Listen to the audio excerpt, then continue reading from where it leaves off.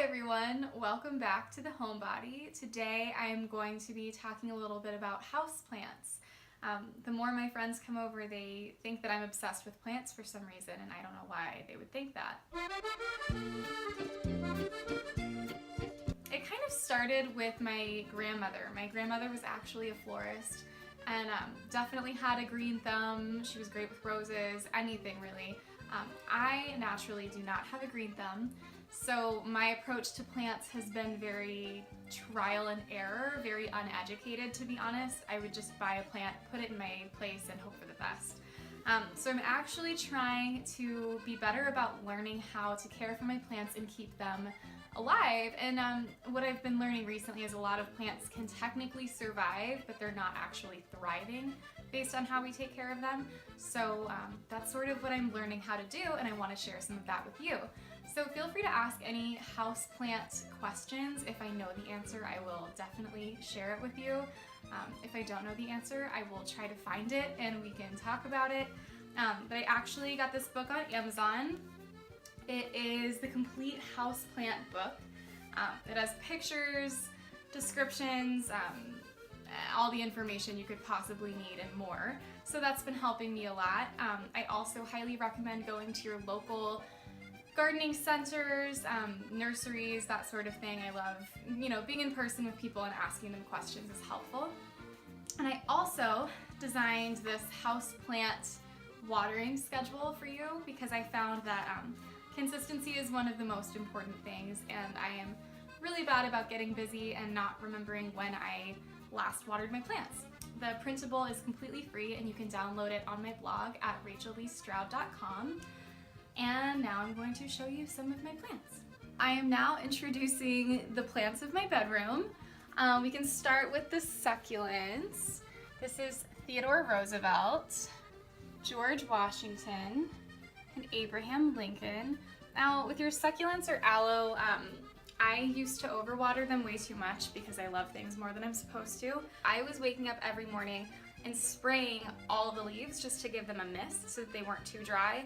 But they are desert plants, so spraying the leaves actually causes them to rot. So you're supposed to wait for the soil to be completely dry and then drench the soil completely. For me, that's typically about once or twice a month, just depending. Over here, I actually have a plant stand that Brian and I made together. So I am hoping to do a little DIY video at some point on how we made this. It's really fun and really simple, and it's a great way to hang a little bedside table, hang your plants. This little guy right here is of the succulent family, and he is in an Irish oatmeal container. So his name is Declan. This is my snake plant, and we just kind of went with the name snake plant. So the funny story about the Irish oats is that I bought them from Trader Joe's thinking that it was going to be a really quick breakfast for me in the morning, and it said that it took like 24 hours to make. So I poured the oats into a separate container and just used this as my plant holder because I really liked the can. These are my kitchen plants, which are mostly succulents and cacti. This one, you can tell, is starting to spread out a little bit, branch out. It probably needs to be repotted, but in the meantime he has a chopstick holding him up. That one is doing really, really well and growing super fast. This cactus I actually got from the cactus store in Echo Park, and more on that later. And these guys as well, and the beautiful succulent flower at the end is from Shop Summer Camp in Ojai, which is one of my favorite places. The week of my birthday, I went to the cactus store in Echo Park, which is where I got the cactus that you saw. And Josh at the cactus store was giving me some advice on my succulents, and he gave me this succulent and cactus food. It's really, really great stuff, and you should really only feed your plants about once a month, and actually less in the winter months because that's when they aren't getting those nutrients as much naturally. But half a teaspoon or 40 drops of this in a gallon of water, and then just soaking the soil, and you're good to go. My living room is where my most experimental plants are. Actually, behind me is this tree that I saved from the basement of the old IKEA about 1.5 years ago. It was pretty much dead, not looking great at all, so of course they gave it to me for next to nothing, and I've just been kind of taking care of it. Some of the leaves have died. If they start to brown and really die, I've been cutting the leaves, and then new ones have been coming up. If you see leaves starting to die, with plants like that, it's really okay to go ahead and cut it at the stem, because it does allow for new growth, and then the diseases don't spread to the other leaves, which does happen. Next in my experimental planting is this little succulent that I put in a tiny teapot.